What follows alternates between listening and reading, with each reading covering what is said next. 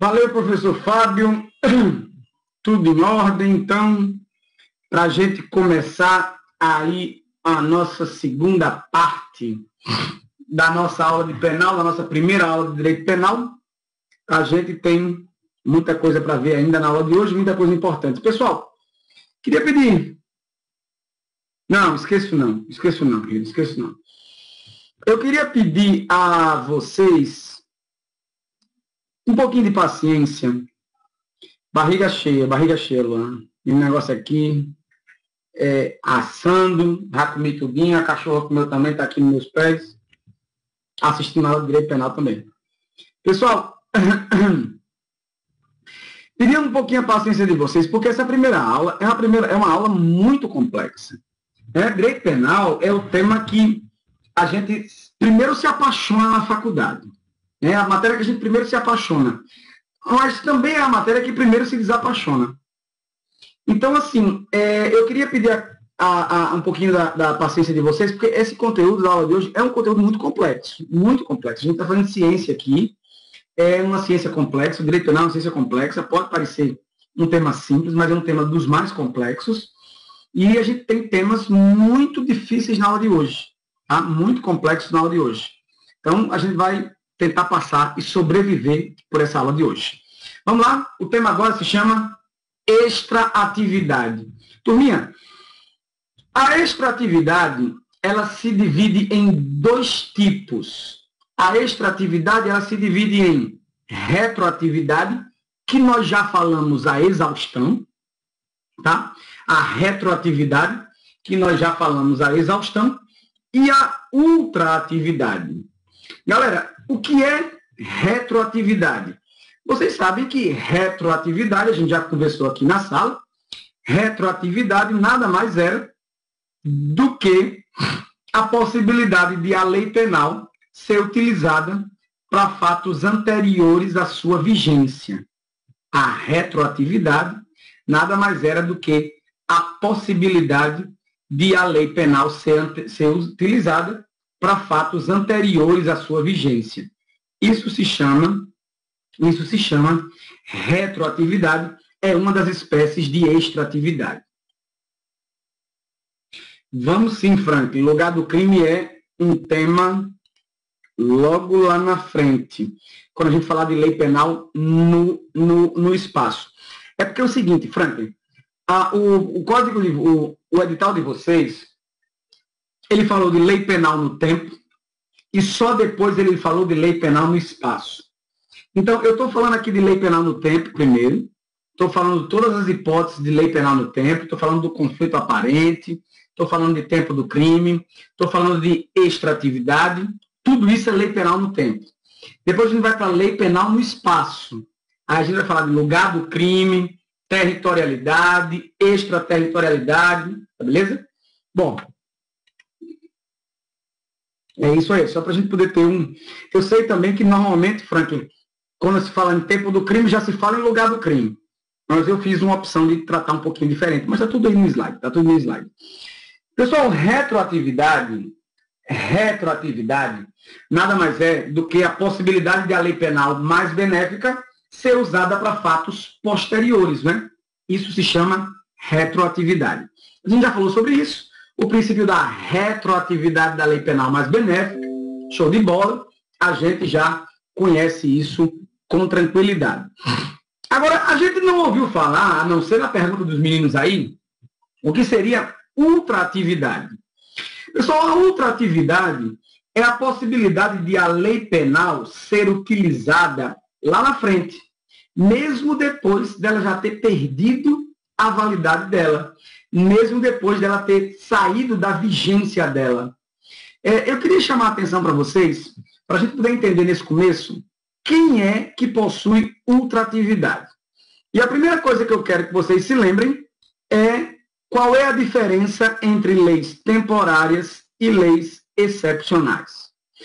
Meus amigos, leis excepcionais e leis temporárias, ambas, tanto a lei excepcional como a lei temporária, elas têm prazo determinado. Então, vamos recapitular? A lei temporária e a lei excepcional, elas têm prazo determinado. Só que a lei temporária, ela tem um prazo determinado que já vem expresso nela. A lei temporária já diz para a gente quando é que ela vai acabar.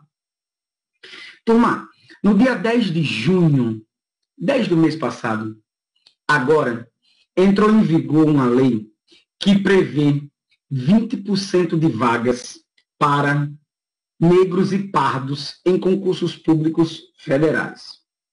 Por enquanto, só em concursos públicos federais. Essa lei vinha dizendo que ela tem um prazo de duração de 10 anos. Turma, na própria lei, vem dizendo assim, essa lei tem uma validade de 10 anos. Isso significa que essa lei é uma lei temporária. Isso significa que é uma lei temporária. Uma lei excepcional, ela também tem prazo determinado. Mas eu não encontro na lei excepcional o prazo de finalização dessa lei. Na lei excepcional, o prazo fica condicionado ao término de uma condição excepcional que gerou aquela lei. Por exemplo, em determinado estado da federação, as chuvas provocaram várias enchentes. E em razão das enchentes, o número de saques tem aumentado.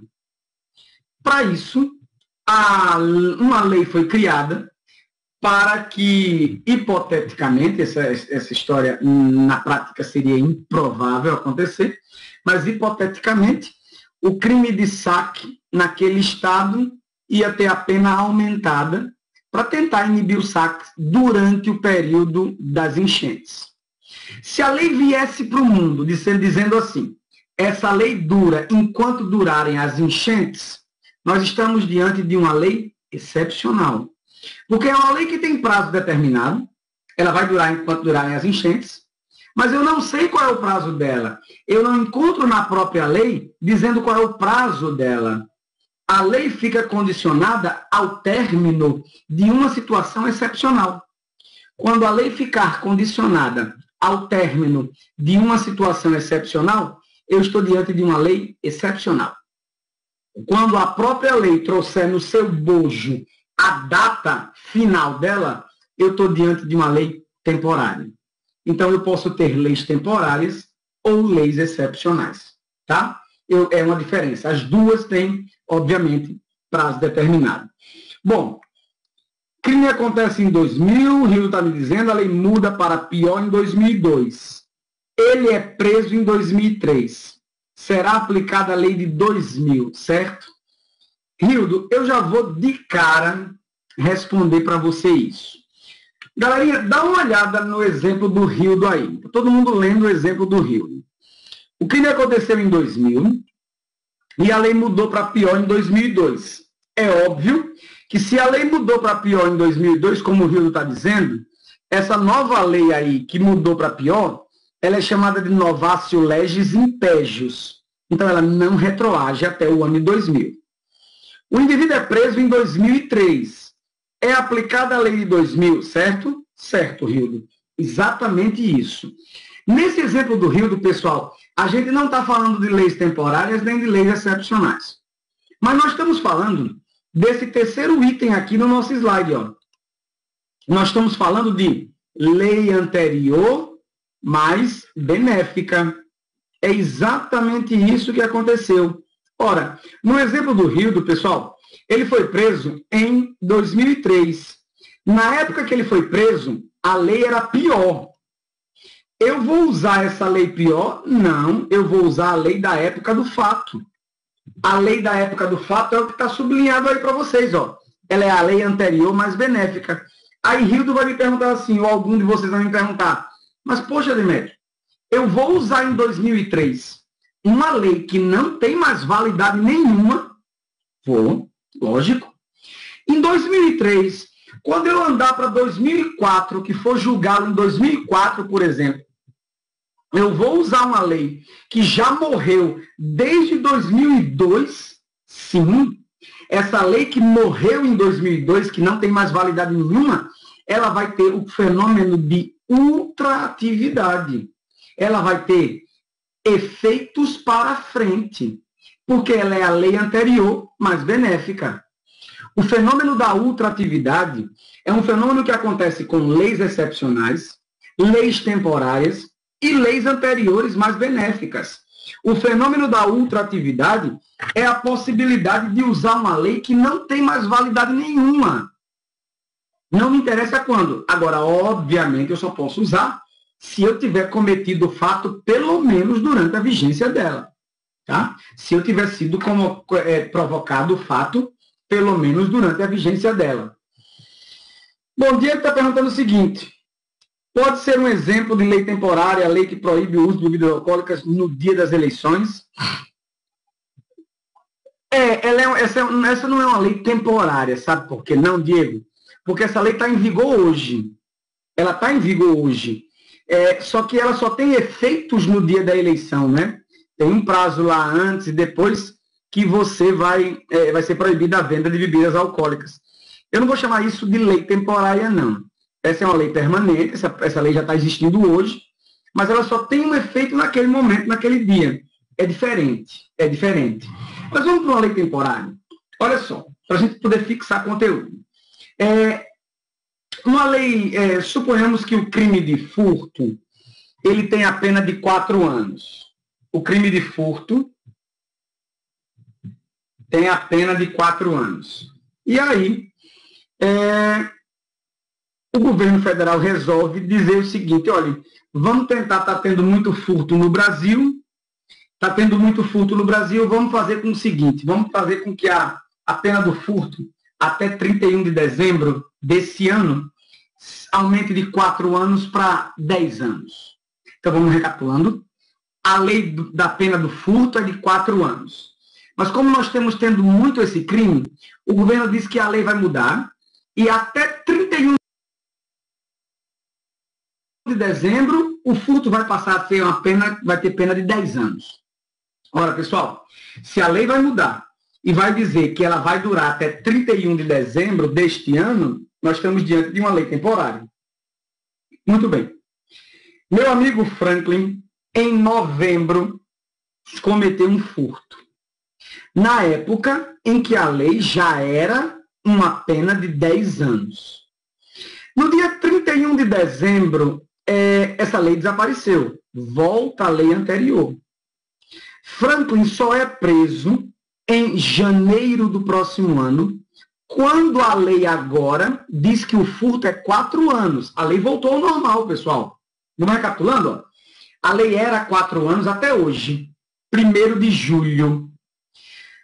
Só que o governo achou que deveria aumentar por 6 meses essa pena do crime de furto. Dessa forma, o governo resolveu dizer que o furto vai ter pena de 10 anos até o dia 31 de dezembro desse ano. Meu amigo Franklin cometeu o furto em novembro. Foi preso em janeiro. Começou o processo contra ele em janeiro. Quando o processo começou contra ele em janeiro, a pena do furto já tinha voltado a ser 4 anos. Mas, para Franklin, eu vou usar a lei que valia na época que ele cometeu o furto, em novembro, que era a pena de 10 anos. Mas, Demétrio, ela não é pior? Ela é pior, mas não interessa. Se você cometer um fato criminoso na vigência de uma lei temporária ou na vigência de uma lei excepcional, eu uso elas depois, mesmo que ela seja pior. Reparem, Franklin, quando foi preso, foi em janeiro. Quando Franklin foi preso em janeiro, a pena já era 4 anos, mas na época que ele cometeu o crime, ele cometeu na vigência de uma lei temporária. Essa lei temporária ela é ultrativa, mesmo que ela seja pior. Se você me perguntar, Demétrio, me diga um negócio. Quando a lei volta a ser 4 anos, ela não é uma lei melhor? Ela não pode retroagir e atingir ao fato de novembro, não? Praticado pelo meu amigo Franklin? Nesse caso, não. Porque as leis temporárias e leis excepcionais, elas impedem, leis temporárias e excepcionais, elas impedem a retroatividade da lei penal mais benéfica. Pelo fato de elas serem ultrativas, as leis temporárias e excepcionais, elas impedem a retroatividade da lei penal mais benéfica. Vou recapitulando o exemplo, porque esse exemplo é muito legal. Até hoje, a pena do furto era 4 anos. Surgiu uma lei temporária dizendo que nos próximos 6 meses a pena do furto é 10 anos. Meu amigo Franklin furtou em novembro, na vigência dessa lei mais grave. Mas o processo só começou em janeiro, fevereiro ou março. Na sentença dele, o juiz vai pegar a lei que valia em novembro. Aqui dizia que o furto era 10 anos, mesmo sendo mais grave do que a lei que é agora, quando ele vai ser julgado, que diz que o furto é 4 anos. Por quê? Porque Franklin cometeu durante a vigência de uma lei temporária ou de uma lei excepcional. E se você cometer uma conduta criminosa na vigência de uma lei temporária ou excepcional, essa lei temporária ou excepcional vai ser ultrativa, vai ser utilizada lá na frente, mesmo que ela seja pior. Tá? Então, pessoal, uma questão de prova batida é assim, ó. A ultratividade é um fenômeno que se restringe a leis temporárias e excepcionais. Está errado, pessoal. A ultratividade não é um fenômeno restrito a leis temporárias e excepcionais.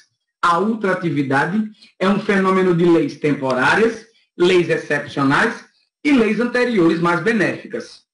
Quando eu estou falando de leis temporárias ou excepcionais, elas serão ultrativas, mesmo que elas sejam piores. Quando eu estou falando de leis anteriores mais benéficas, é porque a lei anterior é mais benéfica mesmo. Tá? A lei anterior mais benéfica é o exemplo do meu amigo Rildo lá atrás. Show de bola?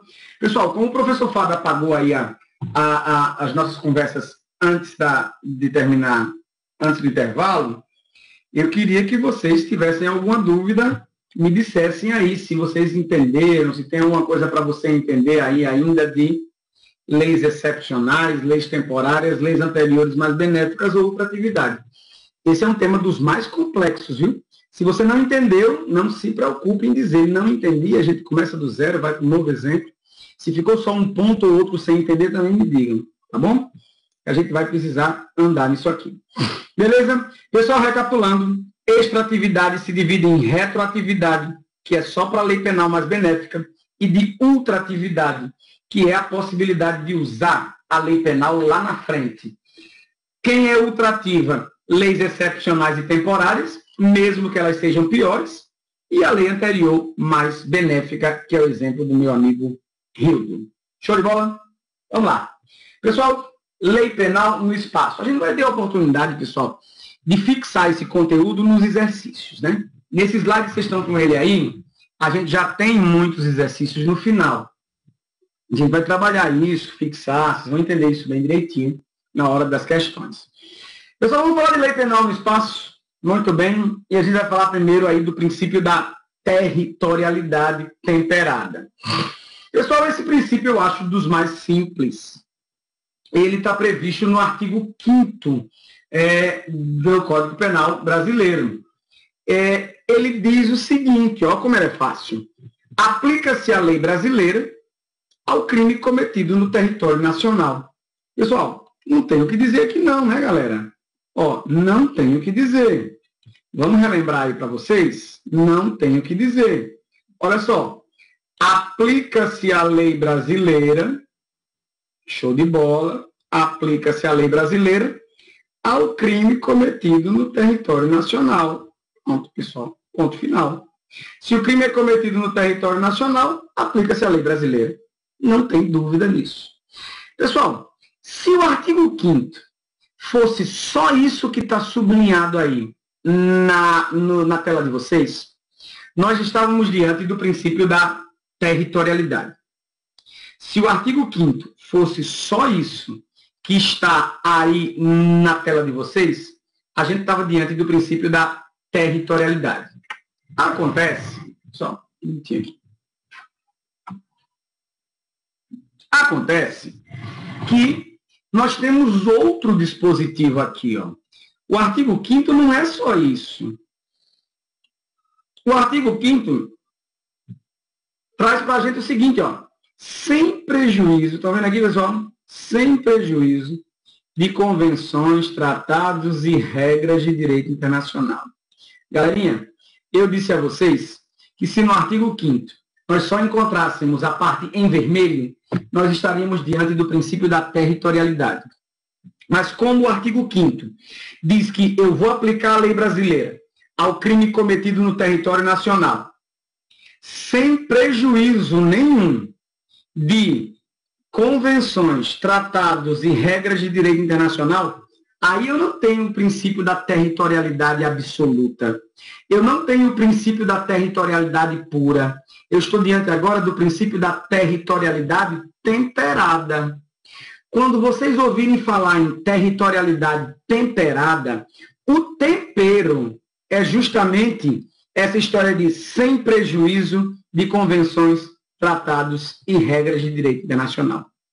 Se eu tivesse, só lembrando mais uma vez, somente aplica-se a lei brasileira ao crime cometido no território nacional, eu estava diante do princípio da territorialidade. Como eu digo, sem prejuízo de convenções, tratados e regras de direito internacional, a regrinha é do princípio da territorialidade temperada. Não podem esquecer isso. Galerinha, o que é considerado território nacional? Isso também cai muito em prova de concurso. Vamos lembrar? Primeiro, os limites compreendidos pelas fronteiras nacionais. Lógico, né? É território nacional, o limite compreendido aqui entre as fronteiras do Brasil, e isso é, obviamente, fácil de entender. O que também é território nacional, pessoal? Território nacional é o mar territorial brasileiro. O mar territorial brasileiro é a faixa que compreende o espaço de 12 milhas contadas da faixa litorânea média, de acordo com o artigo 1º dessa leizinha aí que trata sobre o tema. Tá? Então, 12 milhas para dentro do mar é o que nós chamamos de mar territorial brasileiro, isso é território nacional.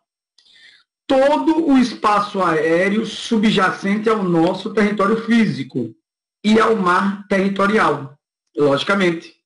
Esse é o princípio da absoluta soberania do país subjacente. Isso está no Código Brasileiro de Aeronáutica, isso é fácil. Agora, andaram me perguntando o seguinte, professor, e se nós estivermos acima da estratosfera? A pergunta pode ser uma pergunta banal, mas é uma pergunta muito legal. Quando eu falo aí todo o espaço aéreo subjacente ao nosso, eu estou querendo dizer o seguinte, ó, aqui está o Brasil, todo o espaço aéreo acima do Brasil é solo brasileiro. Né? Todo o espaço aéreo, vamos dar uma atualizadazinha aqui, ó. Todo o espaço aéreo, aqui está o Brasil, todo o espaço aéreo acima do Brasil é solo brasileiro. Aqui está o mar territorial do Brasil, todo o espaço aéreo acima do mar territorial do Brasil é solo brasileiro. Agora, isso tem um limite, até a estratosfera. Até a estratosfera. Por isso, nós estivermos falando de uma nave espacial acima do país, acima do Brasil, mas fora, já lá na estratosfera, aí a gente não vai ter mais solo brasileiro. João está perguntando o seguinte, é verdade que depois da Polícia Federal no aeroporto já não é mais território brasileiro? Quando você passa ali da imigração, ali na Polícia Federal, nós já estamos diante de um solo que não é mais brasileiro. Mas a questão aí João, de direito internacional. A gente não vai se preocupar aí, porque o tema é de direito internacional. A gente está falando aqui de direito penal, apenas um ponto de contato aí com o direito internacional. Mas você efetivamente tem razão. Senhores, o que mais é solo brasileiro? Vamos ver, ó. As aeronaves e embarcações. Demetrio, aeronaves e embarcações são solo brasileiro? Vamos lá? Letra A. Privadas, em qualquer lugar que se encontrem, salvo em mar territorial estrangeiro ou sobrevoando território estrangeiro. Lógico, pessoal, se eu estou falando de aeronaves e embarcações brasileiras privadas, elas vão ser solo brasileiro se elas estiverem, as embarcações, em mar territorial brasileiro ou em alto mar. Porque, pessoal, em alto mar, o Brasil, o navio, ele é solo do país da bandeira que ele ostenta. Nós chamamos isso de princípio do pavilhão ou princípio da bandeira. Reparem bem, se atracou aqui no porto de Cabedelo, aqui vizinho a João Pessoa, um navio de bandeira das Bahamas, de propriedade privada. Quando esse navio entrou em águas territoriais brasileiras, dentro desse navio já é solo brasileiro. O navio está atracado aqui no porto de Cabedelo e é um navio com bandeira das Bahamas, mas é um navio de propriedade privada. Então esse navio, dentro dele, é solo brasileiro. O navio zarpa do porto e está ainda dentro dessa faixa que compreende o espaço de 12 milhas, chamado de mar territorial brasileiro. Dentro do navio, com a bandeira das Bahamas, ainda é solo brasileiro. O navio ultrapassa as 12 milhas que delimitam o mar territorial brasileiro. O navio agora está em alto mar. Dentro desse navio é solo das Bahamas. Pelo princípio do pavilhão ou da bandeira, o navio é solo da bandeira que ele ostenta, caso ele esteja, obviamente, em alto mar.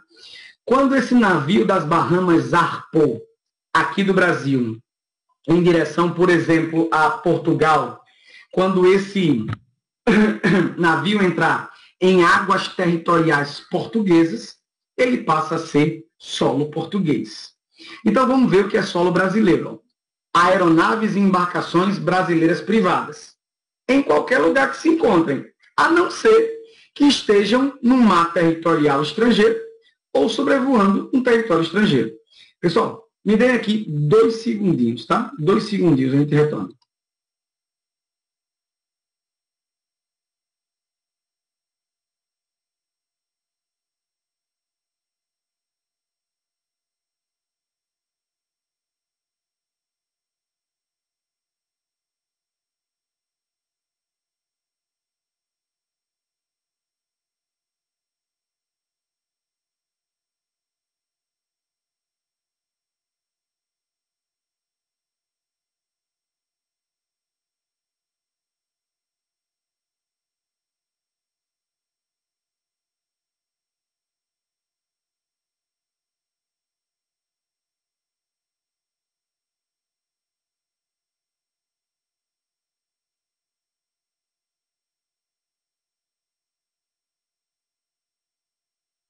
Vamos lá, pessoal. Não foi uma travada, não. Foi apenas que eu precisei desligar algo aqui pertinho. Vamos deixar vocês aqui no vácuo. Vamos lá, pessoal.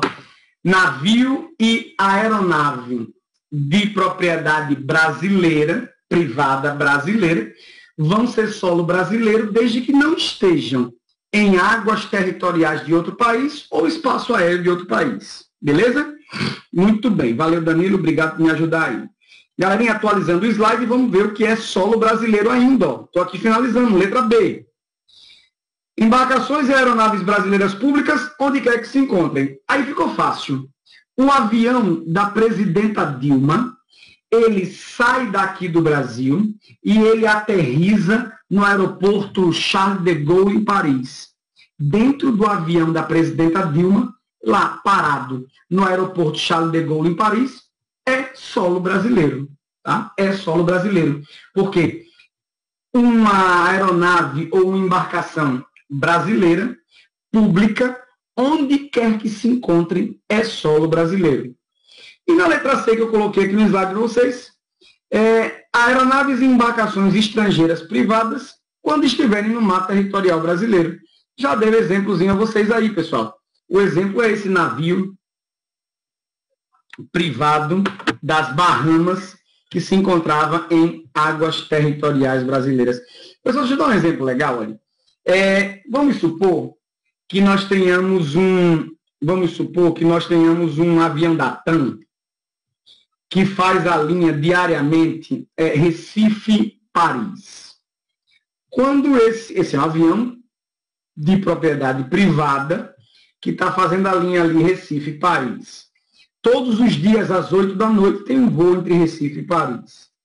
Quando esse avião decola no Aeroporto Internacional dos Guararapes, em Recife, ele, dentro dele, é solo brasileiro. Porque ele está em espaço aéreo brasileiro, obviamente. Quando ele sai do espaço aéreo brasileiro, ele entra no que nós chamamos de espaço aéreo internacional. Nesse espaço aéreo internacional, que deve ser ali por volta de, no meio do Pacífico, dentro do avião, é solo brasileiro ainda. Quando o avião se aproxima de Portugal, porque ele deve passar por cima de Portugal, ele pede autorização para sobrevoar o espaço aéreo português. Enquanto esse avião estiver sobrevoando o espaço aéreo de Portugal, ele é solo português. Saindo de Portugal, ele vai ter que sobrevoar o espaço aéreo espanhol. Sobrevoando o espaço aéreo da Espanha, ele é solo espanhol. E só quando entrar no espaço aéreo francês é que ele é solo francês. Por quê? Porque nós estamos falando de uma aeronave privada que está saindo do espaço aéreo brasileiro, está saindo do espaço aéreo internacional e entrando no espaço aéreo de outros países.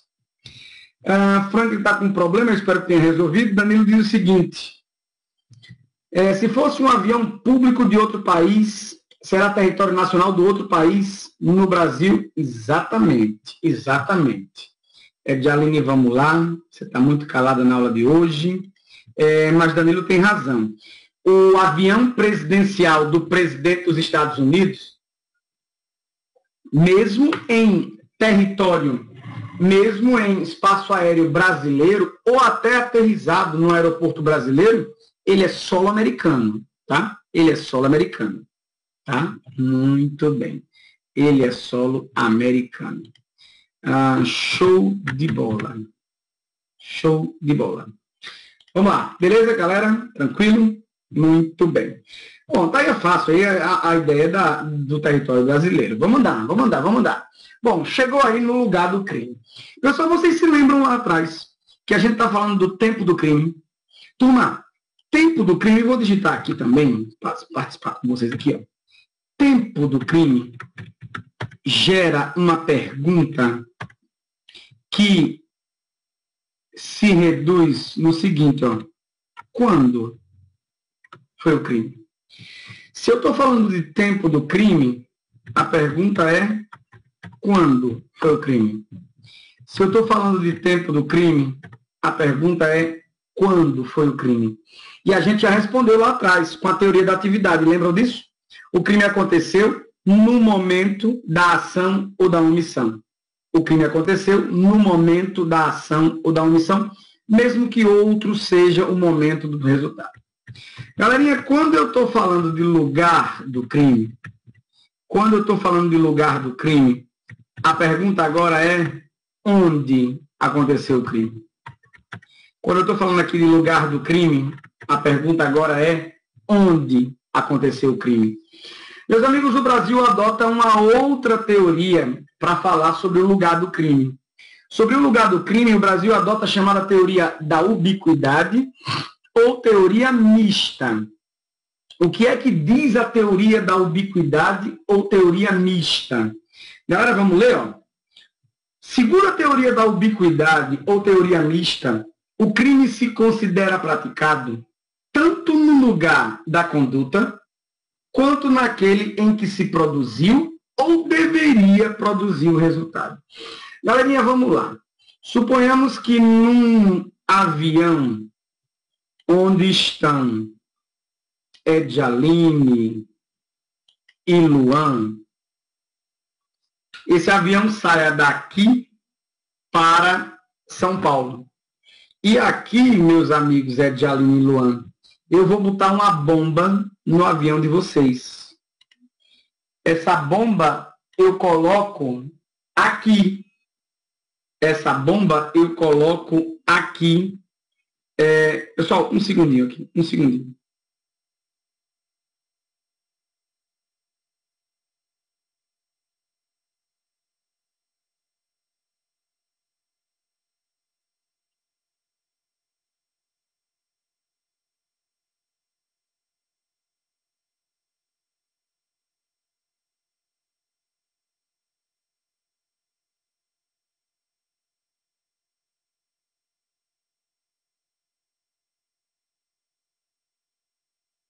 Vamos lá, pessoal, vamos lá. As vítimas eram Luan e Edjaline. E eu coloquei uma bomba no avião deles aqui em João Pessoa, o avião que ia até São Paulo. A bomba explode em São Paulo. Aqui não é fácil não, Edjaline. Nas aulas de penal, morte é tudo. Ó, coloquei a bomba aqui em João Pessoa. O avião explodiu em São Paulo. A pergunta é, onde aconteceu o crime? Galerinha, se a pergunta é onde aconteceu o crime, a resposta de vocês é, o crime aconteceu tanto em João Pessoa como em São Paulo. Tem que responder isso. Ó. Eu coloquei a bomba em João Pessoa, o avião explodiu em São Paulo. A pergunta é, quando aconteceu o crime? Quando a gente já viu que é fácil. Quando? A resposta era, no momento que Demétrio colocou a bomba. Esse é quando. Eu quero saber agora onde aconteceu o crime. Onde aconteceu o crime? Em João Pessoa ou em São Paulo. Aí você vai dizer assim, poxa, Demétrio, mas aí vai ter dois processos? Não. O processo pode tramitar em João Pessoa ou pode tramitar em São Paulo. Isso é a teoria da ubiquidade ou teoria mista. A teoria da ubiquidade ou teoria mista, pessoal, ela considera que o crime aconteceu ou no lugar da conduta ou no lugar do resultado. Eu vou dar um exemplo para vocês, pode parecer um absurdo. Pode parecer um absurdo. Eu pego meu amigo Elton, por exemplo, dou uma facada nele aqui em João Pessoa. Elton, a família de Elton com dinheiro, leva meu amigo Elton para São Paulo. Elton morre lá em São Paulo. A facada foi em João Pessoa. Elton morreu em São Paulo. Pergunta é assim, Elton. Onde aconteceu o crime? Resposta. O crime aconteceu em João Pessoa ou em São Paulo. A teoria mista diz isso, cara. A teoria mista diz que o crime acontece num lugar e no outro. Cara, de vez em quando é assim, aqui é assim mesmo. Mas olha, essa é a teoria mista. É lógico, galera, que no popular, na prática, no dia a dia, é estranho se você terminar essa aula de hoje, contar esse exemplo que eu estou falando para alguém aí na tua casa e dizer assim, pô, o crime aconteceu em João Pessoa ou em São Paulo, onde a pessoa morreu. Mas eu estou dizendo não. É o Código Penal quando fala do lugar do crime e adota a teoria da ubiquidade ou teoria mista, tá? Essa é uma teoria usada, obviamente, para determinar competência, né? Turma, aí tem um processozinho mnemônico, um processozinho de memorização, para que vocês possam memorizar lugar do crime e tempo do crime, né? Aí a regrinha é luta, lugar, ubiquidade, tempo, atividade, tá? Não pode esquecer da luta, lugar, ubiquidade, tempo, atividade. Os caras perguntam desse jeitinho.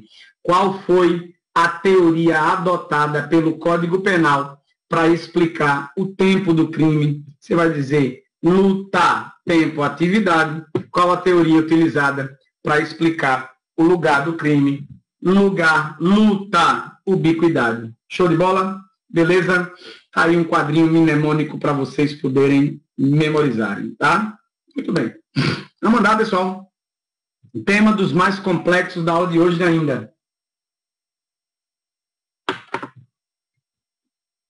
Extraterritorialidade da lei penal.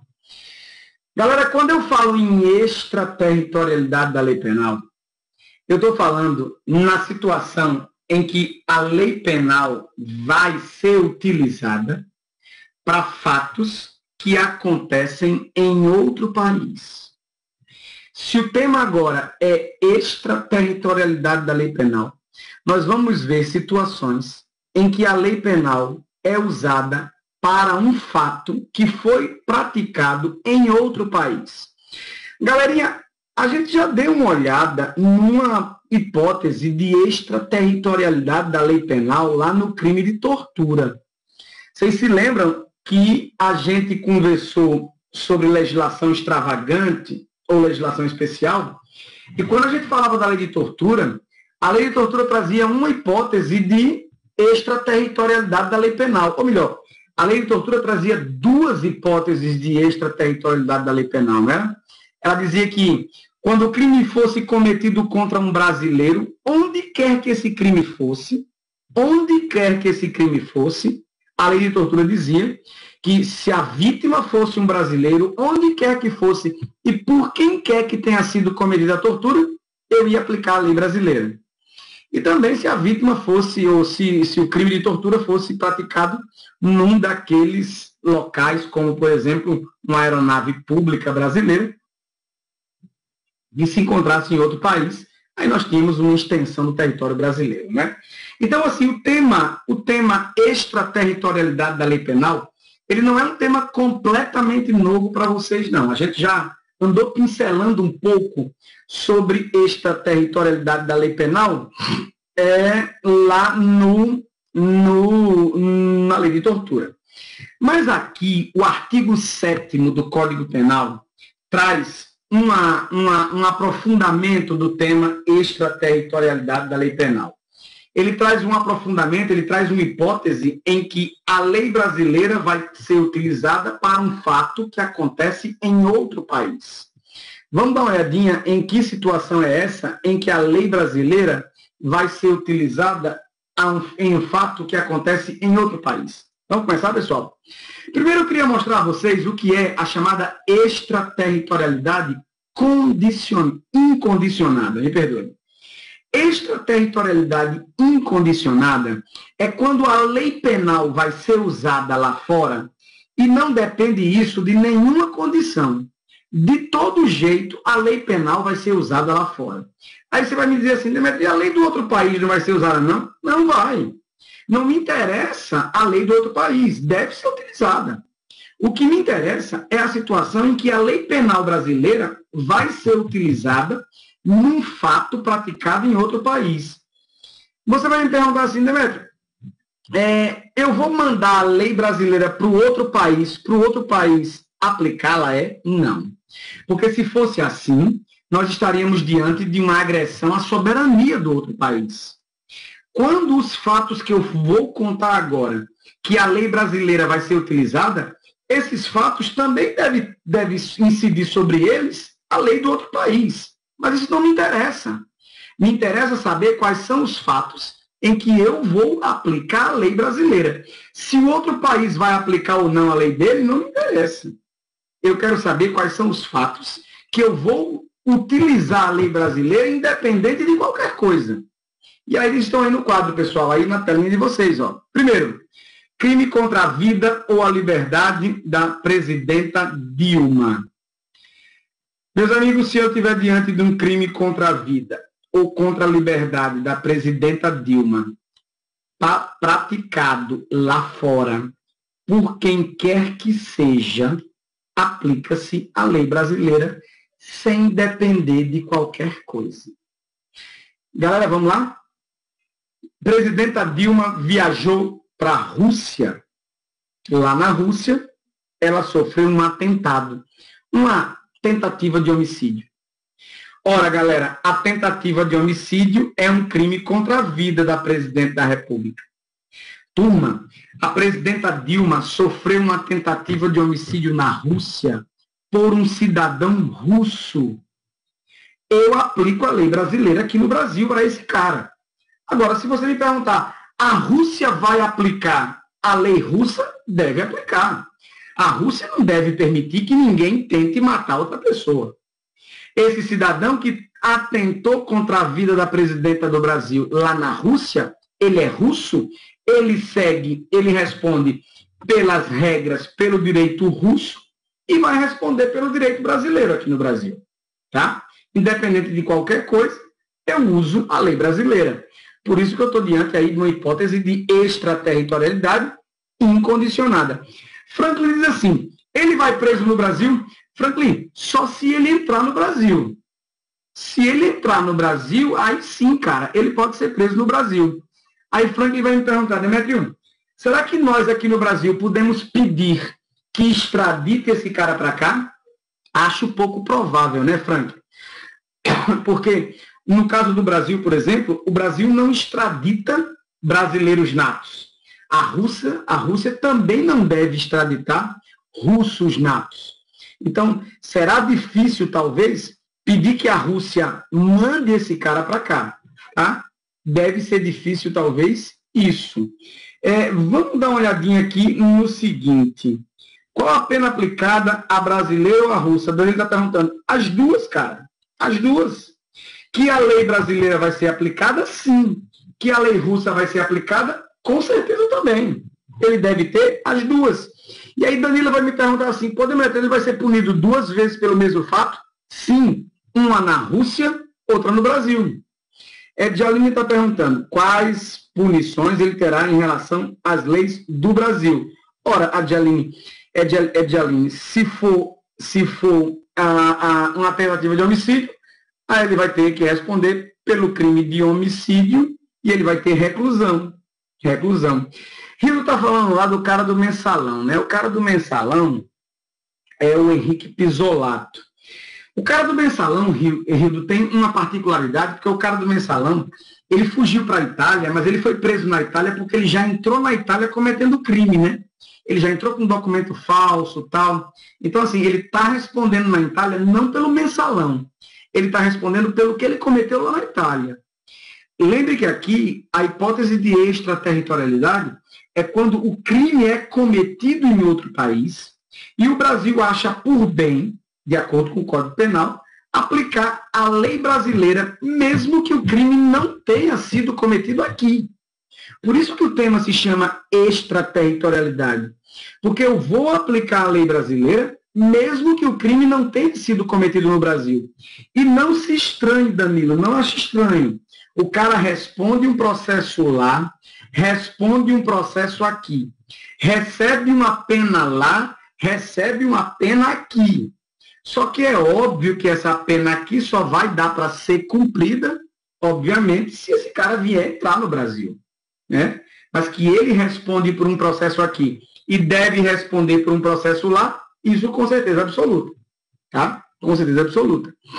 Meus amigos, a segunda hipótese de extraterritorialidade incondicionada é nos crimes contra o patrimônio ou contra a fé pública da União, do Distrito Federal, de estados, municípios ou territórios e suas autarquias, também empresas públicas, sociedades de economia mista ou fundação, instituídas pelo poder público. Né? Bom, qualquer pessoa que esteja fora do Brasil e que, por exemplo, pela internet... Não, Rio do cara, você fala assim, quando acaba lá a extradição, não há extradição automática, não. Aí a tua pergunta depende do direito do outro país, né? Se eu trouxer essa pergunta do Rio para o Brasil, quando acabar a pena aqui no Brasil, o Brasil jamais extraditaria, se o cara fosse brasileiro nato. Então se lembre que o Brasil tem uma regrinha dizendo o seguinte, ó, brasileiro nato não é extraditado pelo Brasil. Quem sabe, Rio, tu está me perguntando aí, e o direito russo, que eu não conheço, tem a mesma regrinha dizendo um russo nato jamais será extraditado. Então esse cara pode até cumprir a pena lá, mas quando ele terminar, não vai conseguir ser extraditado para cá, tá? Se a legislação do outro país disser isso. Jaime está perguntando, ele vai ser preso lá ou aqui? Jaime, ele vai ser preso onde ele estiver, cara. Se ele responder o processo em uns 2 lugares e ele está na Rússia, ele deve ser preso e responder o processo lá. Para ele responder o processo do Brasil, ele vai ter que entrar no Brasil. Tá? Ele vai ter que entrar no Brasil definitivamente.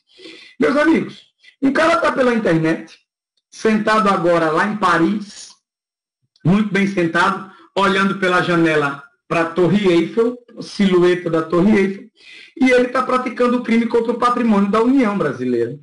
Ele está praticando o crime contra o patrimônio do município. Ele está entrando pela internet na conta do município de João Pessoa e está subtraindo dinheiro do município de João Pessoa. Ora, pessoal, é óbvio que as leis francesas devem reprimir essa conduta. É óbvio que lá em Paris ele deve, sim, ter essa conduta reprimida. E se a polícia descobrir, a polícia vai prendê-lo. ele deve responder, sim, um processo lá em Paris por estar fazendo isso. Mas pelo fato de ter feito isso contra o patrimônio ou fé pública do município brasileiro, a lei brasileira também incide para ele. A lei brasileira também incide para ele. É mais uma hipótese de que a lei brasileira incide em um fato que aconteceu fora do país. Pessoal, terceira hipótese de extraterritorialidade incondicionada. Quando o crime é cometido contra a administração pública brasileira por quem está a seu serviço. Vamos lá, melhorar a vida aqui de alguém, já matei muita gente hoje. Meu amigo Jaime passou no concurso do Instituto Rio Branco. Boa, Jaime, boa. Jaime passou no concurso e vai trabalhar na Embaixada Brasileira em Londres. Olha, show de bola, Jaime. Vai trabalhar lá na Embaixada Brasileira em Londres. Só que Jaime, lá na Embaixada Brasileira em Londres, ele solicita vantagem indevida, cometendo assim o crime de corrupção passiva. Ora, pessoal, Jaime está lá em Londres, cometendo crime contra a administração brasileira, está a serviço da administração brasileira. Lá em Londres, esse cara aí, Jaime, deve responder, pela lei britânica. Mas que ele vai responder pela lei brasileira, vai também, porque ele está diante da extraterritorialidade incondicionada. Mais uma vez, Jaime, ele vai ser preso lá ou aqui? Cara, ele só vai ser preso aqui se ele estiver aqui. Se ele jamais entrar no solo brasileiro, não vai ter como prender e fazer com que esse cara cumpra a pena aqui. Se o crime é punido lá também, ele deve ser preso somente lá. E a última hipótese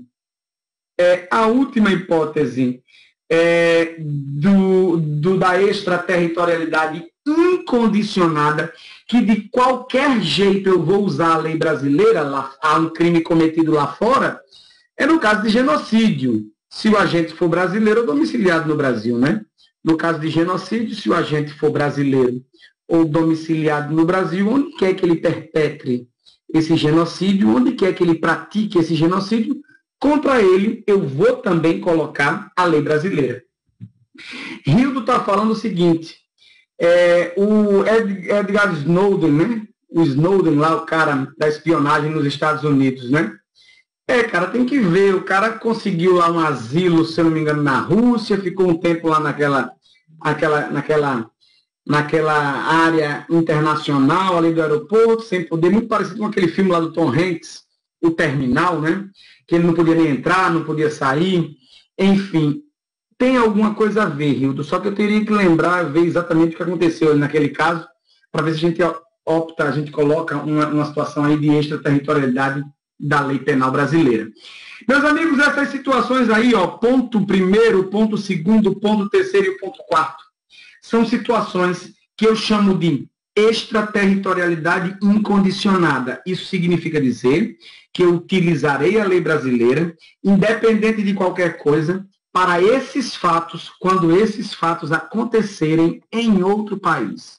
Quando esses fatos acontecerem em outro país. Tá beleza? Muito bem. Não acabou não, pessoal. A gente ainda está aqui no tema extraterritorialidade. Vamos andar mais um pouquinho. Eu coloquei para os senhores o seguinte, em tais situações, pessoal, nessas 4 que a gente acabou de falar aí, é possível, em tese, que o agente responda por 2 processos pelo mesmo crime. Um no exterior, como eu disse a vocês, e outro no Brasil. Muito bem. E aí, Jaime, não sei se ia perguntar, Hildo também poderia perguntar, as meninas aí que estão bem caladinhas hoje, Jaline, Rosenice. E aí, Demétrio, se ele tiver condenação lá e condenação aqui, ele vai responder com as 2 penas, ele vai ficar preso lá e depois ficar preso aqui. Olha, pessoal, aí quando a gente vai ter aí 2 penas, uma pena lá e outra pena aqui, a gente vai lembrar do artigo 8º do Código Penal, que fala de um tema chamado de pena cumprida no estrangeiro. Então, preste atenção. Suponhamos, pessoal, preste atenção, eu sei que vocês estão cansados, quando a gente está no finalzinho da nossa aula, mas a gente tem um tempinho ainda para poder entender isso aí. Olha só. Suponhamos que por essa tentativa de homicídio que esse russo praticou contra a presidenta Dilma, ele recebeu lá na Rússia uma pena de 8 anos de reclusão. E o processo também correu aqui no Brasil. E aqui no Brasil ele recebeu 5 anos de reclusão. 8 anos de reclusão e 5 anos de reclusão. Pessoal, reparem, lá na Rússia ele recebeu 5 anos de reclusão, aqui no Brasil ele recebeu 8 anos de reclusão. Turma, quando a pena na Rússia é privativa de liberdade e a pena no Brasil é privativa de liberdade, nós dizemos que ela é idêntica. Ei, galera, essas duas penas, elas são idênticas. Você vai me dizer, não, Demétrio, não é não. Lá foi 8 anos de prisão, aqui foram 5 anos de prisão. Turma, pena de prisão lá, pena de prisão aqui, essas penas são idênticas.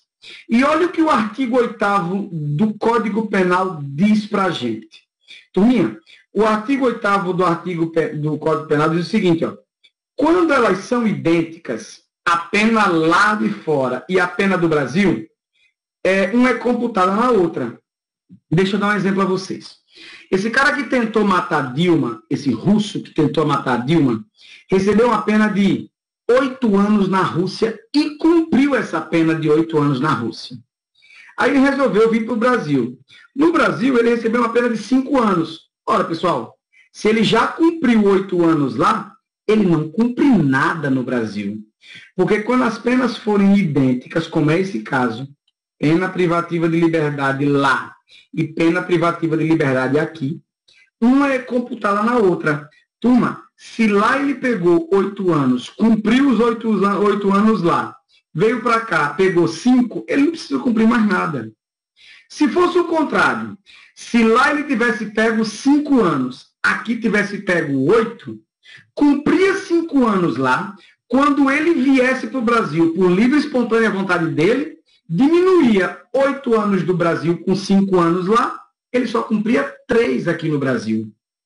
Então, pessoal, o artigo 8º fala do Código Penal da pena cumprida no estrangeiro. A pena cumprida no estrangeiro, quando ela é idêntica, como está aqui, ó, ela é computada na pena cumprida no Brasil.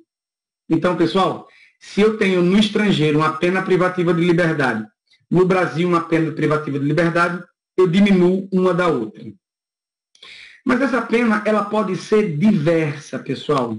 Vamos dar uma olhadinha aqui como é que a pena pode ser diversa. Ó, a pena pode ser diversa. Deixa eu dar uma dica a vocês. Olha o que aconteceu. Vocês não vão acreditar. Olha o que aconteceu. Por essa tentativa de homicídio lá na Rússia, o russo pegou uma prestação de serviço à comunidade. O russo teve que prestar serviço à comunidade por 6 meses. Por essa tentativa de homicídio aqui no Brasil, o russo pegou 10 anos de prisão. Lá na Rússia, ele cumpriu serviço à comunidade por 6 meses. Quando ele entrar por conta própria no Brasil, o Brasil vai dizer assim, ei, aqui nós temos uma pena para você de 10 anos de prisão. Turma, no Brasil a pena é de prisão. Na Rússia, a pena foi de prestação de serviço à comunidade. Galera, prestação de serviço à comunidade e pena de prisão são penas diferentes, são penas diversas. Quando elas são diversas, uma atenua a outra. Reparem, quando ele cumprir 6 meses lá de prestação de serviço à comunidade e entrar no Brasil, o Brasil vai dizer assim, você tem que cumprir 10 anos de prisão aqui. Mas ele vai dizer, ora, mas já cumpri 6 meses lá. Aí ele vai dizer, é verdade, vamos atenuar a pena no Brasil. Aí o juiz atenua da forma que ele quiser.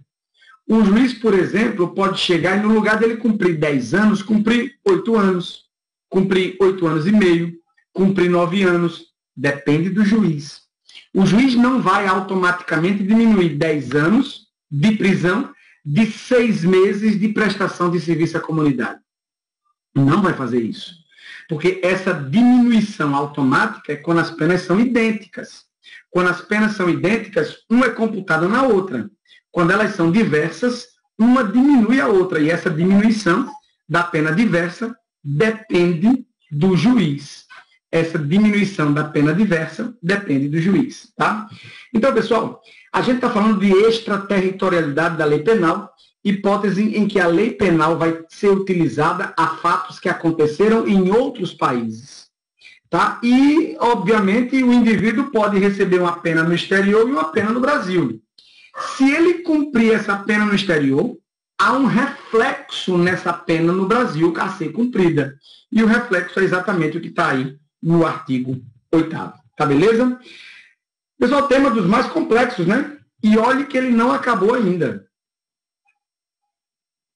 Para a gente quase que finalizar o artigo 7º, a gente tem que falar de hipóteses agora de extraterritorialidade condicionada. Turma, aquelas primeiras que eu mostrei a vocês, ó, eu vou até voltar o slide aqui. Aquelas primeiras que eu mostrei a vocês, essas aqui, ó, essas 4 situações, crime contra a vida ou liberdade do presidente da República, contra o patrimônio dessas pessoas, contra a administração pública ou de genocídio, eu vou usar a lei brasileira independente de qualquer coisa. Por isso que eu chamei de extraterritorialidade incondicionada. Agora, eu vou mostrar a vocês situações em que eu uso a lei brasileira, mas eu dependo de algumas situações. Vamos dar uma olhadinha na extraterritorialidade condicionada. Primeira hipótese, pessoal. Crimes previstos em tratados ou convenções internacionais que o Brasil se obrigou a reprimir. Poxa, Demétrio, será que qualquer crime previsto num tratado ou numa convenção internacional que o Brasil se obrigou a reprimir, se ele acontecer lá fora, eu uso a lei brasileira? Calma, eu estou diante de uma hipótese de extraterritorialidade condicionada. Eu ainda preciso saber as condições quais são. Crimes praticados por estrangeiro contra brasileiro, fora do nosso território. Será que qualquer crime praticado por um estrangeiro contra um brasileiro, onde quer que seja, eu uso a lei brasileira? Reparem que eu estou diante de extraterritorialidade condicionada. Eu preciso saber quais são as condições ainda. Tá? Crime praticado por brasileiro. Poxa, será que qualquer crime praticado por brasileiro lá fora, eu uso a lei brasileira? Reparem, eu estou diante de uma extraterritorialidade condicionada. Eu preciso saber quais são as condições ainda. E crimes praticados a bordo de navio ou aeronave brasileiro privado, quando ele estiver no exterior e não for julgado. Pessoal, essas 4 situações, elas dependem de condições. Quais são as condições para eu usar a lei brasileira nessas 4 situações? Próximo slide. As condições são existirem todas essas. Primeira, vamos lá, uma por uma. Entrar o agente no território nacional. Pessoal, eu vou voltar o slide aqui para vocês. Vou pegar aqui um exemplo mais fácil. Crime praticado por brasileiro. Vamos lá, crime praticado por brasileiro. Vamos pegar aqui meu amigo Alan. Meu amigo Alan já mora há 20 anos no Canadá. Ele é brasileiro e mora no Canadá. Alan pratica um homicídio lá no Canadá. Primeira pergunta é, Alan, que já mora há 20 anos no Canadá, que faz 20 anos que não vem ao Brasil, praticou um homicídio lá no Canadá. Alan, ele matou um canadense. Eu uso a lei brasileira em Alan? Ó, pessoal, eu só vou usar a lei brasileira para crime praticado por brasileiro, primeiro, se Alan entrar no território nacional. Primeira condição. Segunda condição, se o fato punível também no país em que foi cometido. Se lá no Canadá o fato que ele cometeu, o homicídio, também é crime. Terceira, se o crime está entre aqueles que a lei brasileira admite extradição. Quarta, se Alan não foi absolvido ou não cumpriu a pena no estrangeiro. E a quinta, se ele não foi perdoado ou não tiver extinta sua punibilidade, segundo uma lei mais favorável. Turma, quando eu digo aqui em cima, exige o concurso, quando eu digo aqui em cima, exige o concurso dessas situações, exige o concurso dessas situações, aqui em cima, vocês estão vendo? Exige o concurso, significa dizer que exige todas elas. Galera, eu vou voltar aqui, Aquelas primeiras situações de extraterritorialidade, eu chamei de extraterritorialidade incondicionada.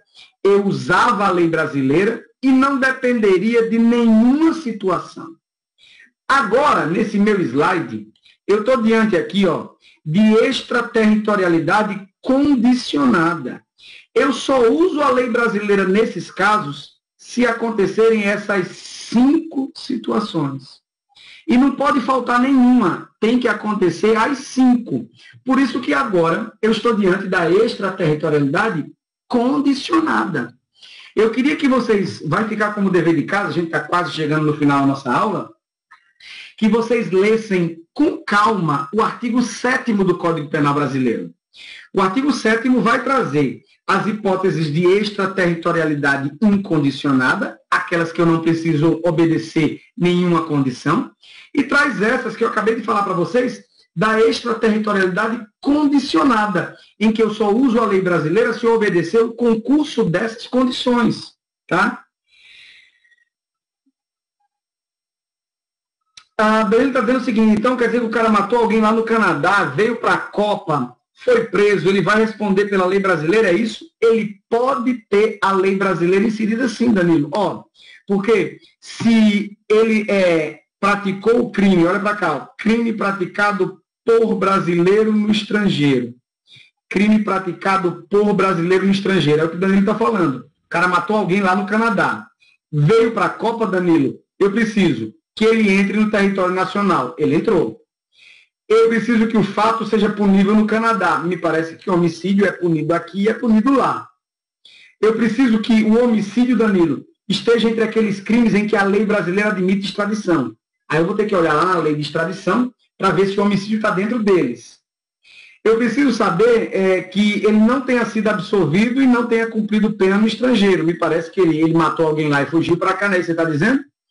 E também não ter sido perdoado e não ter extinto a sua punibilidade segundo a lei mais favorável. É possível isso sim, Danilo. Pode ser que ele não vá nem para o Canadá. Pode ser que ele mate alguém na Argentina, venha assistir a Copa no Brasil, e aí sim ele possa ser punido pela lei brasileira. É uma hipótese, sim, de a lei brasileira ser usada, mas se forem preenchidas todas essas condições. Tá? O tema é um dos temas mais complexos que a gente tem, é o tema de extraterritorialidade. Galerinha, eu tenho alguns minutinhos aqui, e eu tenho muita coisa para falar ainda, mas eu já vou pular aqui 2 temas para a gente fechar só na próxima aula. Deixa eu mostrar aqui a vocês. Eu não tenho tempo de finalizar a eficácia da lei estrangeira, também é muita informação para a aula de hoje, e eu vou deixar para a próxima aula, e não tenho tempo de falar da contagem de prazo, apesar de ser um tema curtinho. Eu opto em fazer o seguinte, fazer umas questõezinhas com vocês aqui nesses minutinhos que faltam, tá? Fazer umas questõezinhas. Vou aqui para esse slide, finalzinho do slide. Tem aí o seguinte, vamos lá praticar, que é sempre muito legal. Olha só, com relação à eficácia da lei penal no espaço, considere, questão da prova de vocês. Vocês estão calados por quê, pessoal? Vocês querem me matar do coração?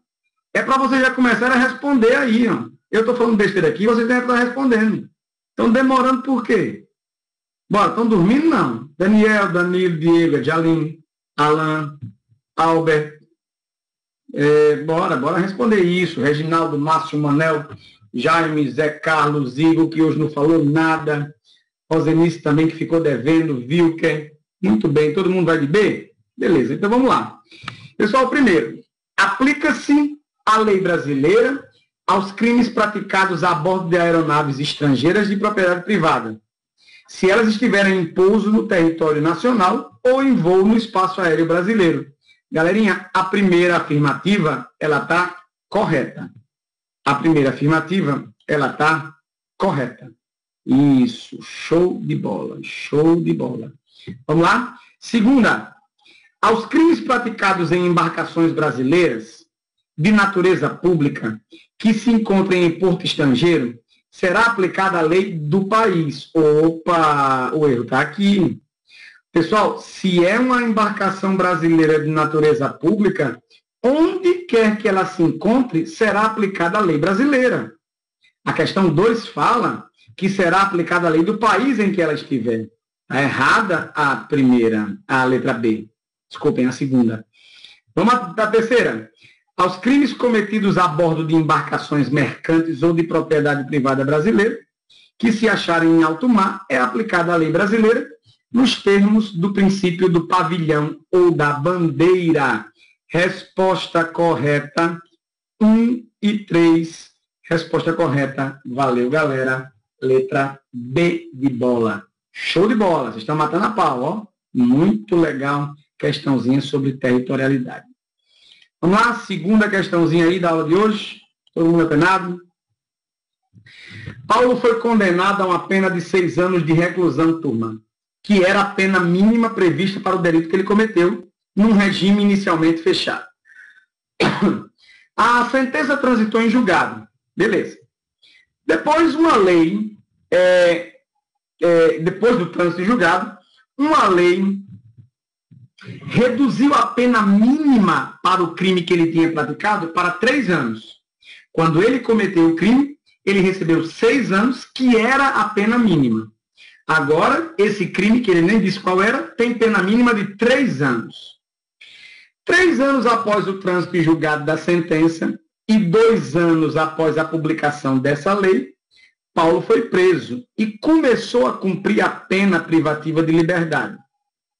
Nesse caso, galerinha, letra A, Paulo tem direito à redução da pena que lhe foi imposta, com fundamento no novo patamar estabelecido pela nova lei. Exatamente isso é a resposta correta, galera. Paulo tem direito a cumprir apenas o limite mínimo, que era 6, e ele tinha sido condenado a 6, agora ele vai cumprir 3 e ponto final. Olha a letra B.